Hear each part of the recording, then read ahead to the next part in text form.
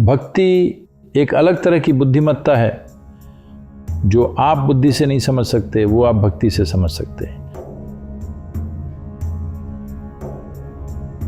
बुद्धि की प्रकृति ऐसी है कि ये जितनी तीव्र होती है उतनी बेहतर होती है। एक तेज औजार काटने के लिए अच्छा होता है, तो वास्तव में जब आप दुनिया और अपने चारों ओर की चीज़ों को बुद्धि के जरिए देखते हैं तो जानबूझकर या अनजाने में आप आखिर में उन्हें विभाजित करते हैं। विभाजन से आप किसी का उपयोग करना सीख सकते हैं। विभाजन से आपके आसपास जो है आप उसकी भौतिक प्रकृति को जान सकते हैं। विभाजन से आप जीवन यापन के खेल में थोड़े और माहिर हो सकते हैं, लेकिन आप जीवन क्या है इसकी प्रकृति को नहीं जान पाएंगे।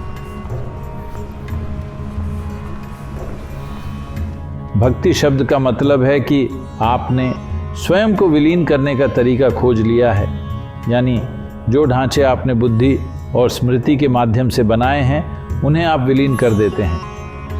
उस विलय में आप अपने आसपास के सारे जीवन के साथ बहुत गहरे सामंजस्य में होते हैं। इससे आप जीवन की प्रकृति को जान पाते हैं।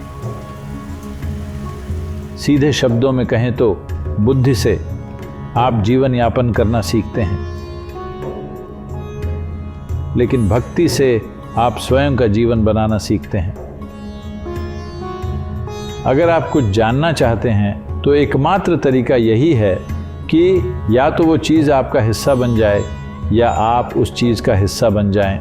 अगर आप समुद्र को जानना चाहते हैं तो आपको समुद्र का नमक बनना पड़ेगा। यही एकमात्र तरीका है जिससे आप सब कुछ जान पाएंगे। तो विलीन होना और सब कुछ का हिस्सा बनना और सब कुछ को अपना हिस्सा बनाना, इस तरफ बढ़ने के लिए भक्ति एक अद्भुत उपकरण है।